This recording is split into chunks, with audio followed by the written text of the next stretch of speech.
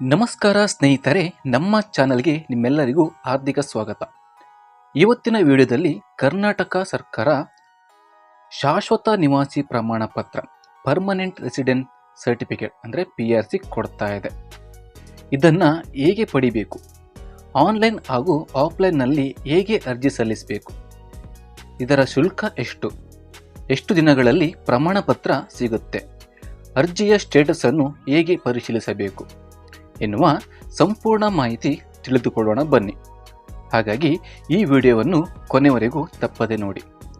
ಶಾಶ್ವತ ನಿವಾಸಿ ಪ್ರಮಾಣ ಪತ್ರ ಪರ್ಮನೆಂಟ್ ರೆಸಿಡೆಂಟ್ ಸರ್ಟಿಫಿಕೇಟ್ ಅಂದರೆ ಏನು?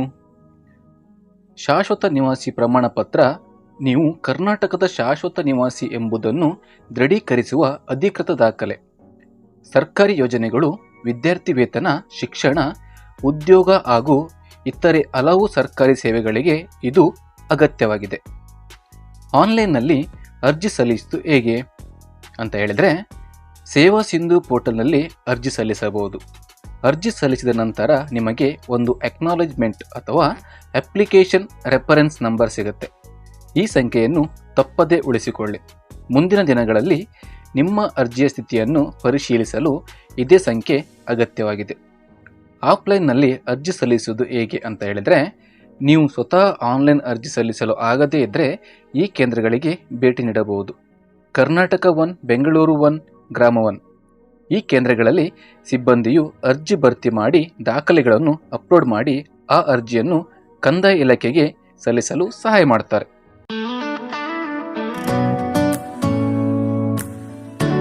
ಇವಾಗ ಯಾವೆಲ್ಲ ದಾಖಲೆಗಳು ಅಗತ್ಯವಾಗಿ ಬೇಕು ಅಂತ ಹೇಳುವುದಾದರೆ, 1. ಗುರುತು ಮತ್ತು ವಿಳಾಸದ ಪುರಾವೆ. ಆಧಾರ್ ಕಾರ್ಡ್, ಮೊಬೈಲ್ ಸಂಖ್ಯೆ ಲಿಂಕ್ ಇರುವುದು ಕಡ್ಡಾಯ. ಚುನಾವಣಾ ಚೀಟಿ ಅಂದರೆ ವೋಟರ್ ID, ಪಡಿತರ ಚೀಟಿ ಅಂದರೆ ರೇಷನ್ ಕಾರ್ಡ್. 2. ವಾಸಸ್ಥಳ ಅಥವಾ ಶಿಕ್ಷಣ ಪುರಾವೆ. ಶಾಲಾ ದಾಖಲೆಗಳು, 10ನೇ ಅಥವಾ 12ನೇ ತರಗತಿಯ ಅಂಕಪಟ್ಟಿ ಅಂದರೆ ಮಾರ್ಕ್ಸ್ ಕಾರ್ಡ್. ವರ್ಗಾವಣೆ ಪ್ರಮಾಣ ಪತ್ರ TC ಅಥವಾ ಕರ್ನಾಟಕದ ಮಾನ್ಯತೆ ಪಡೆದ ಶಿಕ್ಷಣ ಸಂಸ್ಥೆಗಳಲ್ಲಿ ಕನಿಷ್ಠ 10 ವರ್ಷಗಳ ಕಾಲ ವ್ಯಾಸಂಗ ಮಾಡಿದ ಬಗ್ಗೆ ಪ್ರಮಾಣ ಪತ್ರ. ಜನನ ಪ್ರಮಾಣ ಪತ್ರ, ಕರ್ನಾಟಕದಲ್ಲಿ ಜನಿಸಿದ್ದರೆ ಜನನ ಪ್ರಮಾಣ ಪತ್ರ. ಆಸ್ತಿ ದಾಖಲೆಗಳು, ಕರ್ನಾಟಕದಲ್ಲಿ ಸ್ವಂತ ವಸತಿ ಅಥವಾ ಸ್ಥಿರಾಸ್ತಿ ಹೊಂದಿದ್ದರೆ ಅದಕ್ಕೆ ಸಂಬಂಧಿಸಿದ ದಾಖಲೆಗಳು ಅಥವಾ ಕಂದಾಯ ರಶೀದಿ ಅಂದರೆ ಟ್ಯಾಕ್ಸ್ ಪೇಡ್ ರಿಸಿಪ್ಟ್. 3. ಇಲಾಖೆ ಹಾಗೂ ಆಧಾರ್ ಅಥವಾ ಅಫಿಡವಿಟ್ ದಾಖಲೆಗಳು. ಸ್ವಯಂ ಘೋಷಣಾ ಪತ್ರ ಅಂದರೆ ಸೆಲ್ಫ್ ಡಿಕ್ಲರೇಷನ್ ಅಥವಾ ಅಫಿಡವಿಟ್. ಆನ್ಲೈನ್ನಲ್ಲಿ ಲಭ್ಯ ಇರುವ ನಿಗದಿತ ನಮೂನೆಯಲ್ಲಿ ಸ್ವಯಂ ಘೋಷಣಾ ಪತ್ರ ಅಥವಾ ಅಫಿಡವಿಟ್. ಪಾಸ್ಪೋರ್ಟ್ ಅಳತೆಯ ಭಾವಚಿತ್ರ ಅಂದರೆ ಫೋಟೋ. ಅರ್ಜಿದಾರರು ಅಥವಾ ಪೋಷಕರು ಕರ್ನಾಟಕ ಸರ್ಕಾರ ಅಥವಾ ಸ್ಥಳೀಯ ಸಂಸ್ಥೆಯಲ್ಲಿ ಸೇವೆಯಲ್ಲಿದ್ದರೆ ಅದಕ್ಕೆ ಸಂಬಂಧಿಸಿದ ಪ್ರಮಾಣ ಪತ್ರ. ಇವಾಗ ಅರ್ಜಿಯ ಪರಿಶೀಲನೆ ಹೇಗೆ ನಡೆಯುತ್ತೆ? ಅರ್ಜಿ ಸಲ್ಲಿಸಿದ ನಂತರ ಕಂದಾಯ ಇಲಾಖೆ ನಿಮ್ಮ ಮಾಹಿತಿ ಮತ್ತು ದಾಖಲೆಗಳನ್ನು ಪರಿಶೀಲಿಸುತ್ತೆ. ಅಗತ್ಯವಿದ್ದರೆ ಸರ್ಕಾರಿ ದಾಖಲೆಗಳೊಂದಿಗೆ ಪರಿಶೀಲನೆ ನಡೆಯುತ್ತೆ. ಎಲ್ಲ ದಾಖಲೆಗಳು ಸರಿಯಾಗಿದ್ದರೆ ಪ್ರಮಾಣ ಪತ್ರ ಮಂಜೂರಾಗುತ್ತೆ. ಯಾವುದೇ ದಾಖಲೆ ಅಥವಾ ಮಾಹಿತಿ ಕೊರತೆ ಇದ್ದರೆ ಹೆಚ್ಚುವರಿ ದಾಖಲೆಗಳನ್ನು ಸಲ್ಲಿಸಲು ಸೂಚನೆ ನೀಡುತ್ತೆ. ಅರ್ಜಿ ಶುಲ್ಕ ಎಷ್ಟು ಅಂತ ಹೇಳಿದರೆ, ಅರ್ಜಿ ಶುಲ್ಕ ₹25, ಸೇವಾ ಶುಲ್ಕ ₹25, OTC ಶುಲ್ಕ ₹5, ಒಟ್ಟಿಗೆ ₹55. ದಾಖಲೆಗಳ ಪರಿಶೀಲನೆ ಯಶಸ್ವಿಯಾದರೆ ಸಾಮಾನ್ಯವಾಗಿ 7 ದಿನಗಳೊಳಗೆ ಪ್ರಮಾಣ ಪತ್ರ ನೀಡಲಾಗುತ್ತೆ.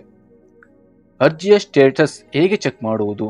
1. ಸೇವಾ ಸಿಂಧು ಪೋರ್ಟಲ್ಗೆ ಭೇಟಿ ನೀಡಿ. 2. ನೋಂದಾಯಿತ ಮೊಬೈಲ್ ಸಂಖ್ಯೆಯಿಂದ ಲಾಗಿನ್ ಮಾಡಿ. 3. ಟ್ರ್ಯಾಕ್ ಅಪ್ಲಿಕೇಶನ್ ಸ್ಟೇಟಸ್ ಆಯ್ಕೆಯನ್ನು ತೆರೆಯಿರಿ. 4. ನಿಮ್ಮ ಅಪ್ಲಿಕೇಶನ್ ರೆಫರೆನ್ಸ್ ನಂಬರ್ ನಮೂದಿಸಿ. 5. ನಿಮ್ಮ ಅರ್ಜಿ ಪರಿಶೀಲನೆಯಲ್ಲಿದೆಯೇ ಅಥವಾ ಅನುಮೋದನೆ ಆಗಿದೆಯೇ ಎಂಬ ಮಾಹಿತಿಯನ್ನು ನೋಡಬಹುದು. ಈ ಮಾಹಿತಿ ನಿಮಗೆ ಉಪಯೋಗವಾಗಿದೆ ಎಂದು ಭಾವಿಸುತ್ತೇನೆ. ಈ ವಿಡಿಯೋ ಇಷ್ಟ ಆದರೆ ಒಂದು ಲೈಕ್ ಮಾಡಿ, ನಿಮ್ಮ ಸ್ನೇಹಿತರು ಮತ್ತು ಕುಟುಂಬದವರೊಂದಿಗೆ ಶೇರ್ ಮಾಡಿ. ಇದೇ ರೀತಿ ಸರ್ಕಾರಿ ಯೋಜನೆಗಳು, ಹೊಸ ನಿಯಮಗಳು ಹಾಗೂ ಸಾರ್ವಜನಿಕ ಮಾಹಿತಿಗಾಗಿ ನಮ್ಮ ಚಾನಲನ್ನು ಸಬ್ಸ್ಕ್ರೈಬ್ ಮಾಡಿ ಮತ್ತು ಬೆಲ್ ಐಕಾನ್ ಒತ್ತುವುದನ್ನು ಮರಿಬೇಡಿ. ಧನ್ಯವಾದಗಳು. ಮತ್ತೆ ಮುಂದಿನ ವಿಡಿಯೋದಲ್ಲಿ ಭೇಟಿಯಾಗೋಣ.